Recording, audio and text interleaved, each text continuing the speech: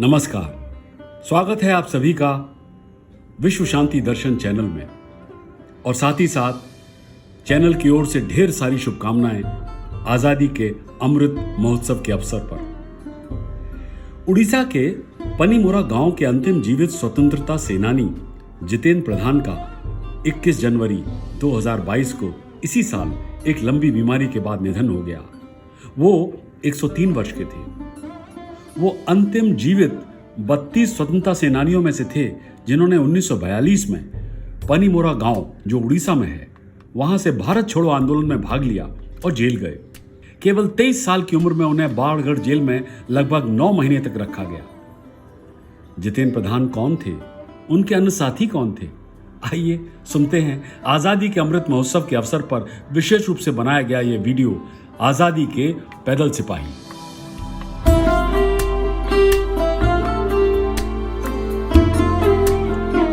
स्वागत है आप सबका आज की इस कहानी में जो हमारे स्वतंत्रता संग्राम से जुड़ी हुई है। यह कहानी है उड़ीसा के बरगढ़ जिले के पनीमारा गांव की, जहां आजादी की लड़ाई के लिए इस गांव ने अपने बेटे बेटियों को भेजा था। रिकॉर्ड्स बताते हैं कि अकेले 1942 में यहां से 32 लोग जेल गए थे। ये एक ऐसा गांव था जिसने अंग्रेजों को परेशान कर रखा था। इस गांव की एकता अडिग थी। ब्रिटिश राज का सामना करने वाले गरीब अनपढ़ किसान थे। इस बात से कोई फर्क नहीं पड़ता है कि इतिहास की किताबों में उनका लगभग कोई जिक्र ही नहीं है, मगर उन्होंने उड़ीसा के अधिकांश हिस्सों में उनको बुलाया भी तो नहीं जा सकता है। बरगढ़ में आज भी ये फ्रीडम विलेज है। ये वे लोग थे जिन्होंने भारत की आजादी के लिए लड़ाई लड़ी थी। ये थे आजादी के पैदल सैनिक, उस पर नंगे पांव। वैसे भी यहाँ किसी के पास पहनने के लिए जूते नहीं थे। अगस्त 1942 का दिन था और देश उफान पर था। संबलपुर में अदालत की कार्रवाई चल रही थी, जहां स्वतंत्रता सेनानी चमारू परिदा और उसके 2 साथियों ने अभी अभी संबलपुर कोर्ट पर कब्जा किया था।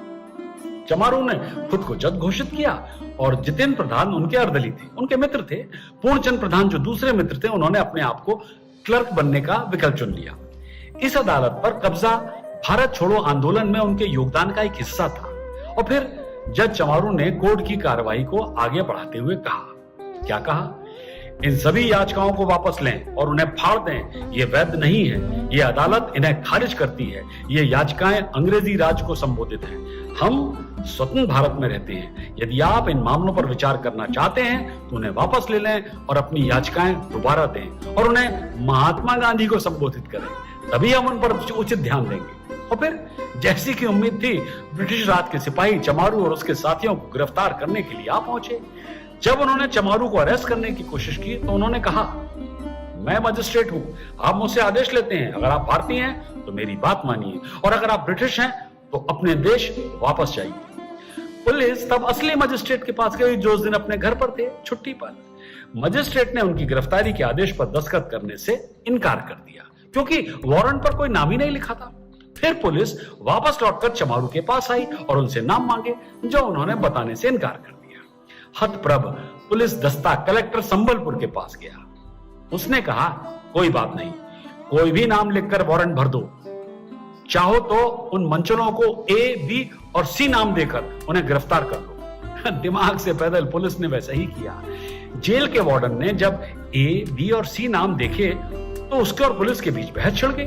वार्डन ने पुलिस से कहा, आप लोगों को लगता है कि मैं मूर्ख हूं। क्या होगा यदि ये कल भाग गए तो मैं रिपोर्ट में क्या लिखूंगा? यही कि ए, बी और सी भाग गए। अच्छा खासा बेवकूफ लगूंगा मैं। और फाइनली जब उन तीनों को अदालत में पेश किया गया तो तमाशा अपनी चरम सीमा पर पहुंच गया। शर्मिंदा अर्दली को चिल्लाना पड़ा, ए हाजिर हो, बी हाजिर हो, सी हाजिर हो। और फिर अंग्रेजों के कोर्ट की कार्रवाई शुरू हुई।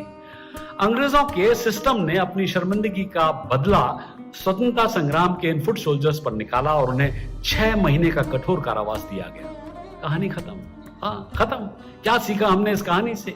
यही कि 200 साल की गुलामी के बाद हमने आजादी बड़ी कुर्बानियों की बात पाई है। इसे बचाकर रखना हमारा मूलभूत कर्तव्य है।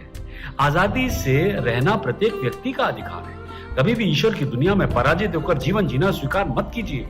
और अंत में राष्ट्र कवि मैथिली शरण गुप्त के शब्दों में, जिसको न निज गौरव तथा निज देश का अभिमान है, वो नर नहीं पशु निराह और मृतक समान है।